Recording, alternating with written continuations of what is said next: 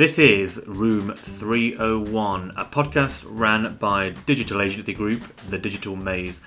Room 301 is a podcast all about SEO, PPC, website design, social media, and everything in between. Our aim with this is to equip marketing leaders with all the know-how to run and lead an effective digital strategy. My name is Rob. Let's get into it.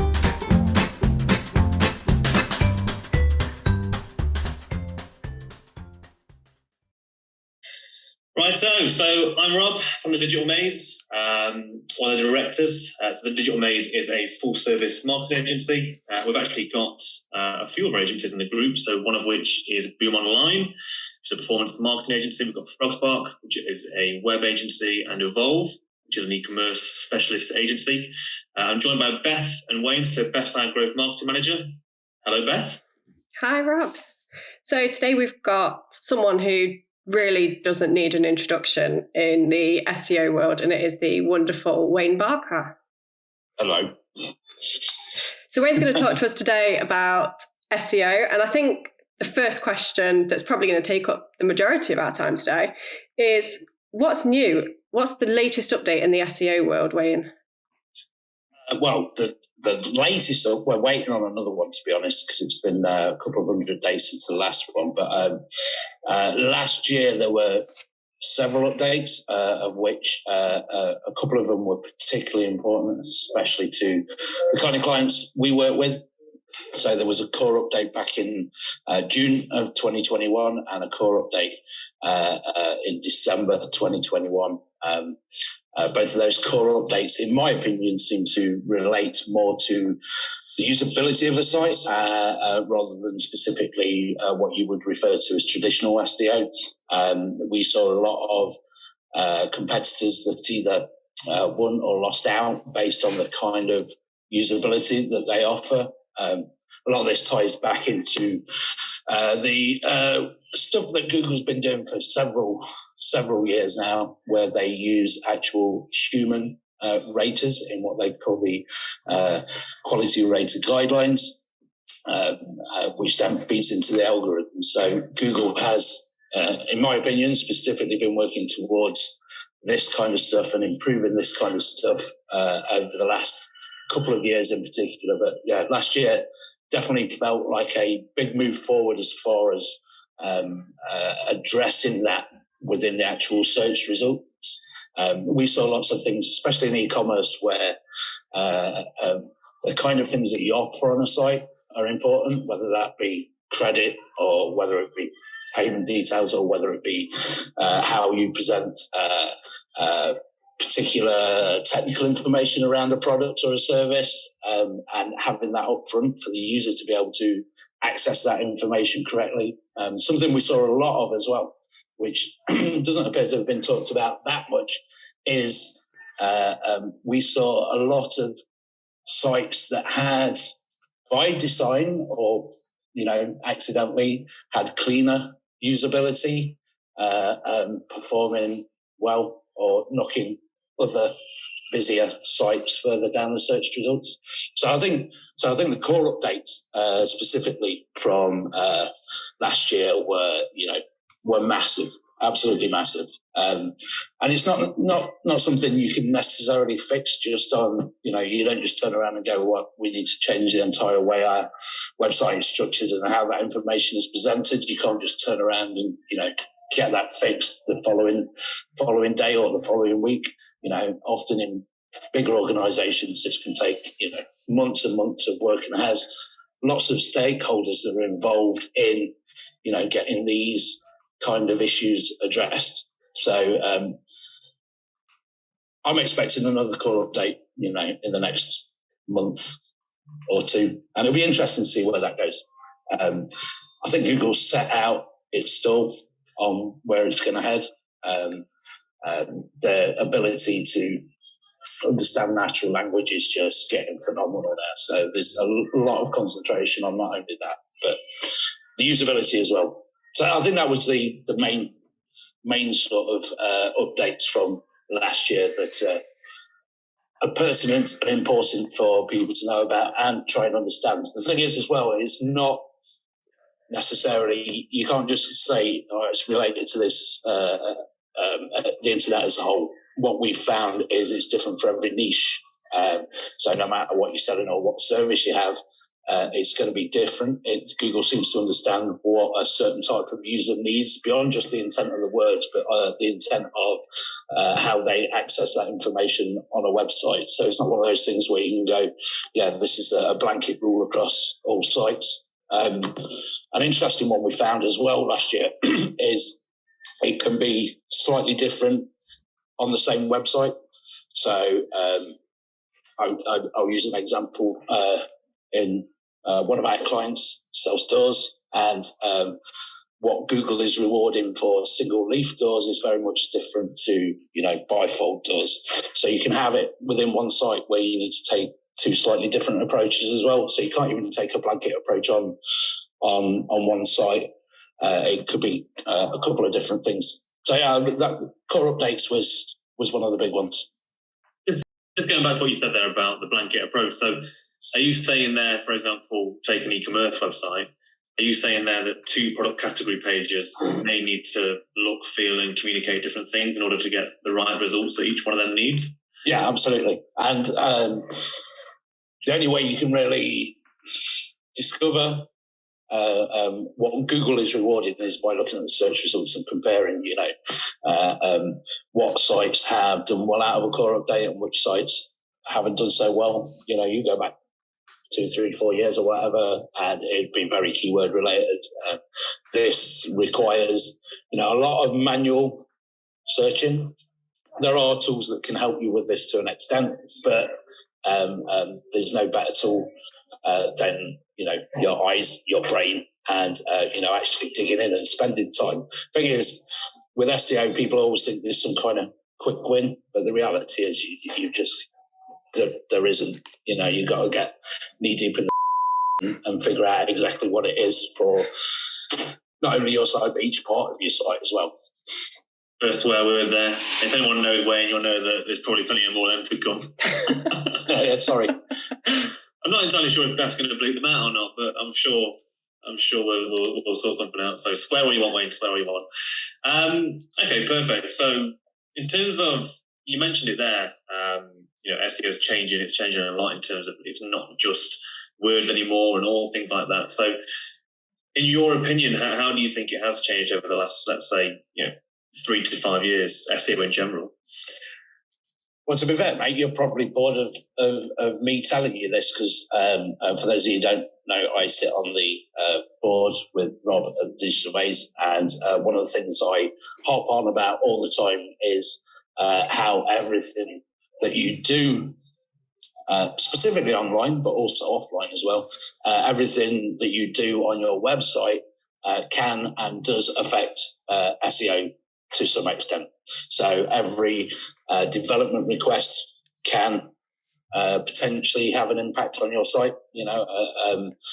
If a client comes along and requests some development changes, if SEO is not considered, that can have dire effects. And it works the other way as well, because you could have some requests that come in that have a positive impact, but it's about considering everything you do.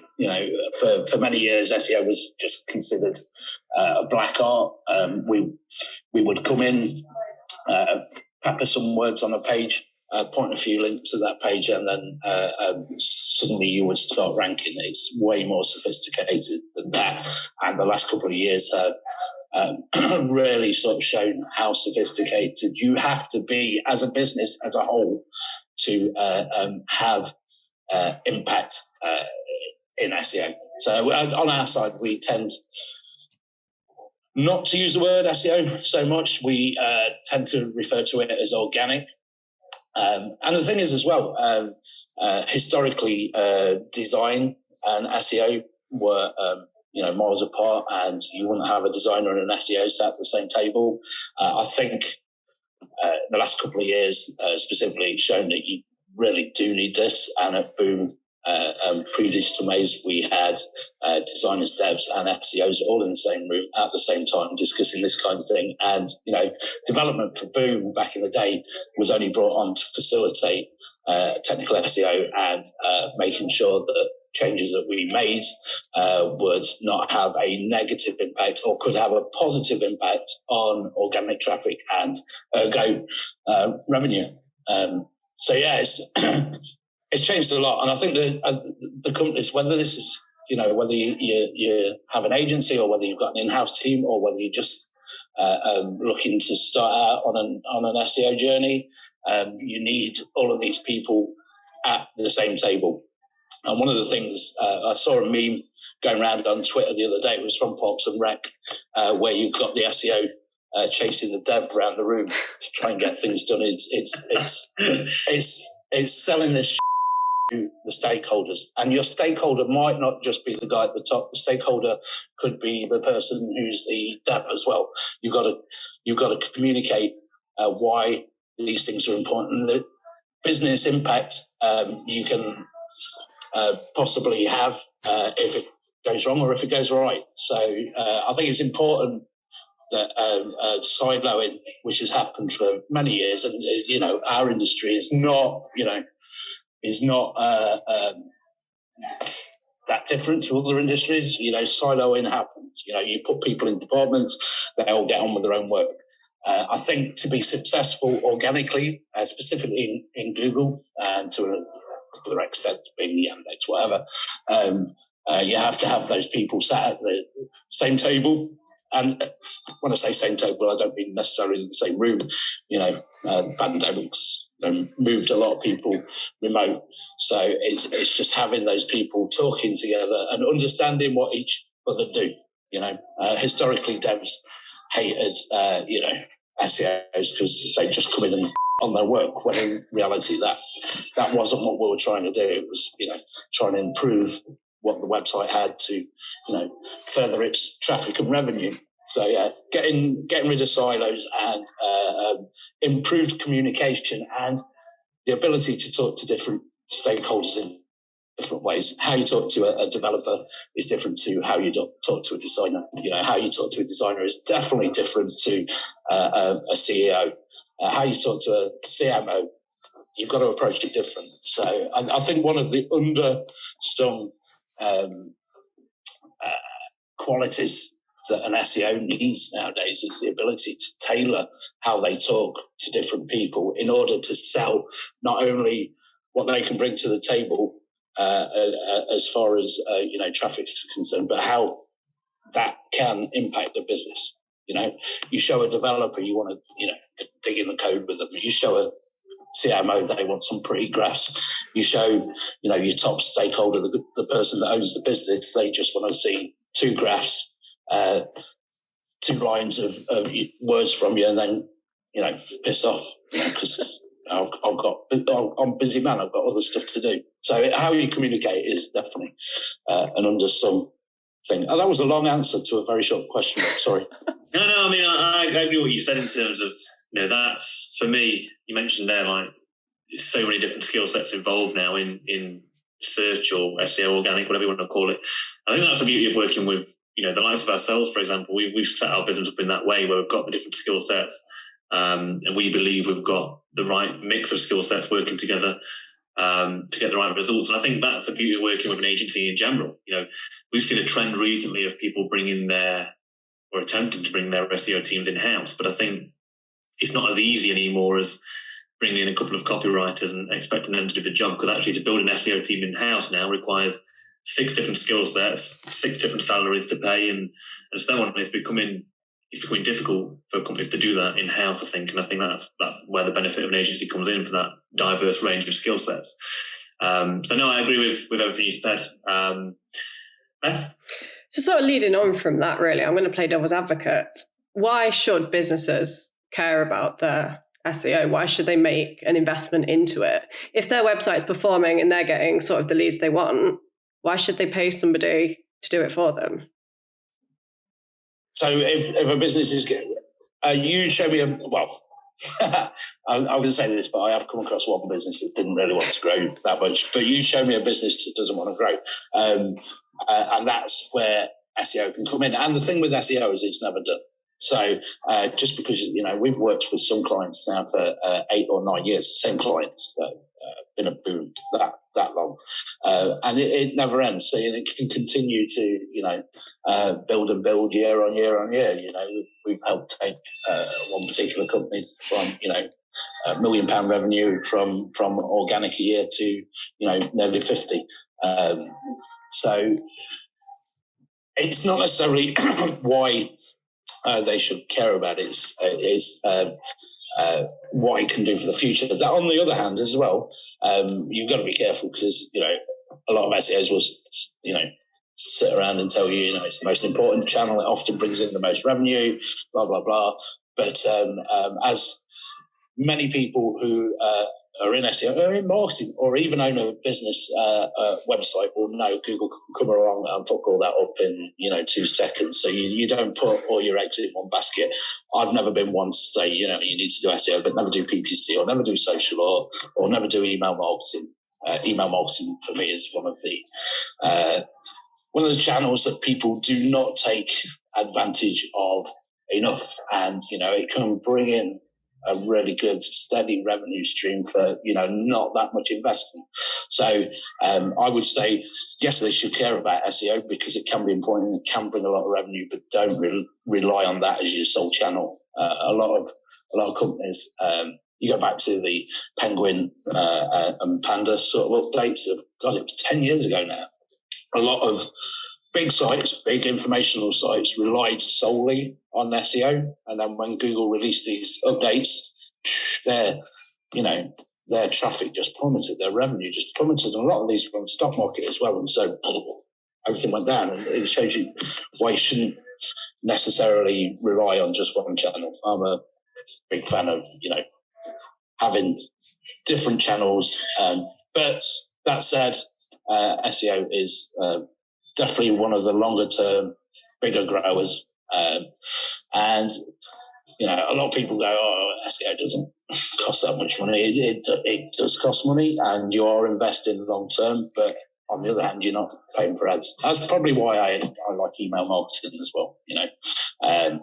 You're bringing this stuff in all the time, and then you're just growing your list, and then you can take that list and turn it into whether it's revenue or whether you're trying to create a brand evangelists or whatever. So and Google ain't going nowhere. But what you do have to be careful. Google ain't going nowhere. They've got enough money to fight every issue that they come across. So that's another good reason why you should care about SEO, because Google ain't going nowhere. They might be trying to get people to stay on Google more than they used to, but that's because it's a business and they've got stakeholders to please, and they've got shareholders that they've got to pay money to. And if they're not doing that, then they start to suffer as a business. So what we have to do as STOs is roll with the punches. There you go. I think that's really interesting, because I was on a webinar recently that was saying that the email marketing is dead. But a lot of people put forward the point that a lot of businesses are just using email marketing as a way to push a newsletter on people who frankly don't want to read about what they've been up to and if their staff are doing marathons. I think it's really interesting to hear another opinion that email marketing is very much alive and very much a key tool to have in your marketing strategy. Yeah, I don't care whether Bob got Employee of the Month last week or whatever, but for a company that bought one thing off 7 years ago, so you've got to be smart about it. And good example of this kind of when companies take it for granted or don't put any thought behind it. So example, Mother's Day. Everyone puts out a Mother's Day promotion without really thinking. In reality, there's a whole bunch of people who don't want to receive a Mother's Day offer for whatever personal reason. So I think email marketing has become one of those default things for someone who does catch-all marketing, and this often falls on people in-house at growing businesses, they'll be in charge of social, SEO, PPC, and email marketing. They don't get time to think. They don't get, they've got a lot of stuff on their plate, and they default to, it's Mother's Day, send out promotion. Oh, it's Easter, send out promotion. If you're selling, scissor lifts, what Easter got to do with the promotion? It's got nothing to do with it. So I think it's important that people spend time thinking about what they're doing. And this is one of the things I think me and Rob have discussed in the past is, the difference between an in-house team, whether that's 1, 2, or, you go to a Go Compare where I think we've got like 30 or 40, something like that. You need people to be able to think about what they're doing. The internet has brought about this sort of rush thinking or get things out. And, Rob will know from, talking to CEOs, big stakeholders, often it's one of those things where they go, I've had an idea and it's got to be out tomorrow. Is it going to get the results you want? No. Plan. People don't plan enough. Yeah, I blame Amazon and Netflix for this.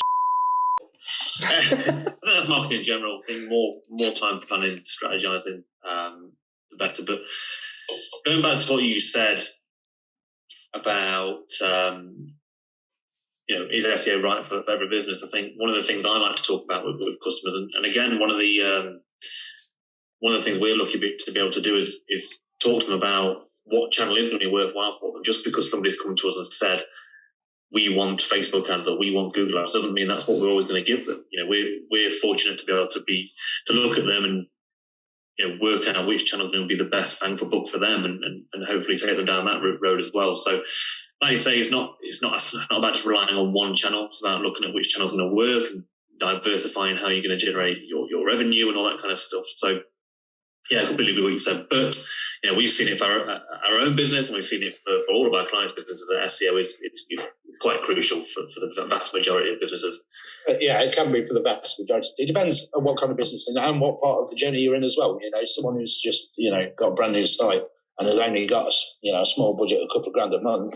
If they're in a difficult niche, I'm not going to turn around and say you should have SEO, you should be concentrating on other stuff at the moment, because it's going to be, 12 months, 16 months before you start to see a return for that. So I've never been afraid of sitting at a table and going, you know what, SEO is not right for you at this moment, but this thing might be. And equally, I'm happy to, chat to someone after they've spent a year putting their own content on the site and then talking about SEO again. So yeah, I think it's important, and this is one of the reasons I think SEO has got a bad name over the years. Is there's too many people out there that just go, yes, we will do this, and then struggle to do it. If you're in a really difficult niche, it can be tough. If you're in, think of some of the common ones at the moment, CBD or vaping. If you're just starting out one of those businesses, unless you've got an absolute ton of money to throw at it, you're going to struggle with SEO. That is not necessarily other ways. You go off and buy some ads on someone else's email newsletter or whatever. You can get a decent return for that. But SEO, you need to be pumping a lot of money into that kind of thing if you know. To see a return. I'm going to ask: is there any areas, sectors that you would recommend against SEO or doesn't work so well? Not necessarily that I wouldn't recommend against, because it can work. And I know some people that are doing quite well in the CBD market at the moment. But it's one of those things where it's at what stage your business is at. What kind of passion you got for it, or whether you got into it just because it was the next new thing, how much knowledge you have, when it comes to, sort of health stuff, coming back to CBD and, that kind of thing. It's one of those your money or your life kind of sites where Google wants you to be able to prove that you are an expert in this and that people can trust you with their money. If you're a small team of 3 people running this out of your garage, you're going to struggle. So it's not necessarily that I would recommend against it. I don't think, off the top of my head, I can't think of an industry where SEO wouldn't necessarily work, but it all depends on where you are in the journey. I would take a CBD client on a lower budget if they've been around for 4 years. If they built their site last week, then, unless they've got a lot to invest, I'm going to recommend they do other stuff. Yeah, for sure. No, that's good. Okay, so obviously coming to the end of Q1 of this year, is there anything that you can see or you can predict, or anything we're even thinking about putting in place now for our customers going into the next quarter of this year? Anything that's sort of high on your priority list that you want to talk about? See, that's a tough one because and I talked about this at Digital Hour event the other week. A lot of SEOs are fairly reactive, and so when there's an update, they go, can I fix this? But in reality, even if you did fix it, it's probably not going to go back up until the next core update. And if it does, it might not go back to where it was. So for me, moving into so the next quarter or whatever, if you're not doing this already, it's really examining the niche that your particular site works in, and what has happened over the last year in that niche and how you might apply that to the future. So I was talking the other day about how sort of planning for SEO and figuring out where to go and skating where the puck is going, all that kind of thing is a bit like a game of chess. You've got to be able to strategize and figure out where you could go, but you need that wisdom and information from a year ago, from 2 years ago. How did AO get to own all these part SERPs? As we know, they had ridiculous investment, but what are they doing on their site that Google is rewarding compared to a smaller retailer?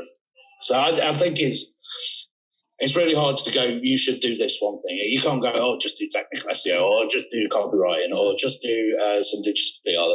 It's not necessarily how it works. You need to figure out what has worked recently and what has been working over time and how you might apply that to your site, your strategy and your tactics over, the next quarter, the next year, whatever. And it's an interesting game of trying to figure out the puzzle that's been created and what the solution might be, and there is no one solution. So it's really hard, and this is always really hard at pitch stage, which I join in with you sometimes, Rob, is trying to help people understand that it's not like we've got a checklist of stuff that we can apply to the site. It's, using your own brain to sort of move into that kind of place where you can understand what has happened, gathering that knowledge and making, I don't like to use the word guesses, but making, educated guesses on where that might be in 6 months. Mm-hmm. And this is one of the problems if people take on SEO in-house or whatever. You come to an agency, we've got 15 people in our team. We've got people. I've been doing it 13 years. To the guys that have been doing it a decade, that I've known for a decade as well, and have been with Boom a long time. That is a lot of accumulated knowledge and a lot of knowledge around specific sets of search results, whether it's a particular kind of retailer or service or whatever. There's quite often someone on our team that's been working in that sector for a couple of years. So that knowledge of what's come before exists. It's learn is what you should try and do in the next quarter. And that's one of the most common questions I'll get from marketing directors and CMOs and whatnot is, okay, well, here's the time you want to spend on our account each month. What are you going to do with that time? It's always such a difficult question to answer because, like you say, there's not a checklist that you go through. It's looking at where that time needs to be spent, what's going to get the best return for that time, and it's different. It's literally different for every single campaign, every single account, every single strategy. It's very, very different. And I think in a sales situation, when you're talking to marketing directors and CMOs and whatnot, it's a difficult thing to try and sell because you're not guaranteeing results, you're not guaranteeing that. But what you are saying is, we've been there, we've done that, we've done it a million times before. Here's the results to prove that. Here's what we think about what we can do for your site. Here's not what we're going to do, but where we could take it. I think that's interesting what you said. And who knows what's going to change in the next quarter as well. Exactly. So we could, plan we don't like to plan too far in the future, but we can plan some stuff out. Something happens, or something we have done has worked or hasn't worked, and then we want to adjust. We've worked with big clients in the past that want a year's worth of strategy sort of laying out, and I can understand why people want that. But if something happens in a month or two, where I know we've figured out that this thing works for this site in this niche, I want to change the next 8 months plan, at least some of it, to accommodate for this thing that we found has worked. Because I don't know if you guys follow the tests that SearchPilot do. It used to be distilled ODM. They do SEO, A/B split testing, and what they're finding through their testing, and they share a lot of these results, is they can apply the same thing on one site that they apply on another, and they'll have a massive uplift in organic traffic on one and a loss on the other. It is really one of the things that has stuck around for a long time in SEO is, right, here's the ranking factors and here's what you should do for best practice. But best practice isn't going to set you apart from the competition. Learning what works for your site and not spending too long thinking about, competitor A, competitor B, and, optimizing that on what works is where you should be going. Too many people have relied on checklists, ranking factor studies, and that kind of thing. Best practice doesn't cut it, because there's so many sites doing best practice, and best practice doesn't work on every single site. Yeah, and that's why we've got long relationships with our customers, which is obviously testament to you and your team's work, Wayne. And those relationships, and like you said, communication as an SEO now is so important, because to build those relationships that give you the ability to do those tests, to be flexible and fail at stuff and learn about stuff. It's so important in our world to make sure we've got relationships with our customers that they trust us to do these things, because it's not going to be right every single time, but actually the direction of travel is always in the right direction, as long as we've got the freedom to be able to try things and learn from it. And which is something we built up over time. You don't literally start on day one with that. No. It comes from communication testing. We used to have a thing on the old Boom office before we merged with Digital Maze that said ask for forgiveness, not permission. But you have to build up that trust with the client before you can go and try something. Because if you go and ask a stakeholder if you can do this thing, and they go, well, what's the results going to be? And you go, I don't know. You got a bit of a problem. But when you've got that trust with the customer, where you can go, right, okay, I'm going to separate off part of the site, make some tests, see if it works. If it does work, well, then let's take it to another part of the site, where it's not guaranteed to work either. Just because it works on one part of the site does not mean it's going to work on another part of a site, which I saw several years ago when I first started doing sort of really sort of basic SEO kind of tests. It's worked really well in this part of the site. Cool, pick it up. Let's move it to the next part of the site, and then shit, didn't work there. Why? And you can't always work out why. We're going into an interesting sort of phase of SEO now. So you've got tools like SearchPilot and Split Signal that's run by SEMrush, which if you've got a decent amount of money and a lot of traffic, you can split test SEO in the same way that you would for CRO. And we've got Edge SEO coming in. We've got the thing on Cloudflare with Cloudflare workers, where you can make changes without a developer and see if it works, and if it doesn't, you can roll it back. So I think we're moving into a more scientific sort of phase of SEO over the next sort of year or two. I think the agencies and the businesses that sort of embrace that sort of testing will be the ones that win out. And if they're doing it alongside CRO testing as well, then win-win.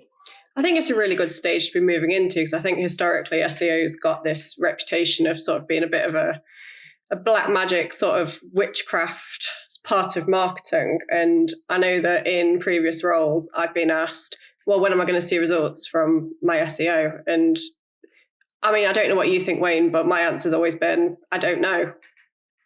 Well, so that's the that's the thing, isn't it, that SEOs have often been derided for, because they'd sit at they'd be invited to the bigger marketing table, and people would want answers, and the SEO would sit there and go, "Oh, it depends." And in reality, there are sort of little things you can put on it. If our guys put a brand new blog post out tomorrow that's really well optimized, well researched, well written, which is important. Don't buy copy. Have people that understand your business and can write well. I wouldn't even look at the traffic for the first 2 months. It's because you'll be going, "Oh, it's doing shit," and then you want to tweak it again. "Oh, it's 2 months in, still doing shit." Tweak it again. You need to let stuff bed in. Google's got to learn to understand what page is about, its relationship with the rest of the site, its relationship in the search results as a whole. New blog post. Give it 4 6 months, and then hopefully you're starting to see some traffic from it. And, again, hopefully you're going to see that rise over the following 6 months. And when it starts to dip, well, okay, then maybe we'll revisit it. If you're putting up a new page, it could be, that sort of time. If you're sort of optimizing an existing page that says, Google's trusted for, 6 years or whatever, pick a random number, you could more safely say, well, okay, this page that you've had on your site that employee X wrote 6 years ago, if we do these things, we might see an uplift within the first couple of weeks. So Rob's seen this recently with some stuff that I've shared with him where, 4 weeks after our copywriting team have gone in and done some NLP stuff, looked at how the search results look, how their pages are set out. We're seeing some good results within 2 to 4 weeks of pages that are already trusted in Google but don't rank as well as you would like. Link building, no one really knows, I suppose, when stuff kicks in. It's really hard to tell. But yeah, with the on-page stuff, and the optimization of existing pages or the addition of new hub content or whatever, you're getting the information straight from Google's mouth as well, because you've got Search Console's way better than it was 6 years ago. So you're getting that information in. So would you say it's fair? Sorry. That's a very diplomatic answer. It's very diplomatic. You will get results is what you wanted to say. Yeah. You get the results when they come in. Yeah. That's the answer. When it kicks in, then you get the results. Be patient. Be patient, please. No. Keep being patient. Keep being patient. I mean, like I say, it's Dan. You get those questions early on, but like I say, for us, it's important we put a good working relationship with our customers, and then educate them on why we're doing certain things, and teach them why we're doing it, and all the impacts and stuff like that. So yeah, I mean, talking of questions, we get a lot. So, can a business do their own SEO? What's your take on that, Mr. Barker? Well, it depends. Right, okay, so are you talking about someone who has brought someone in-house, or you're talking about someone who has just decided that they want to learn SEO? Yeah, yes, they can. But one of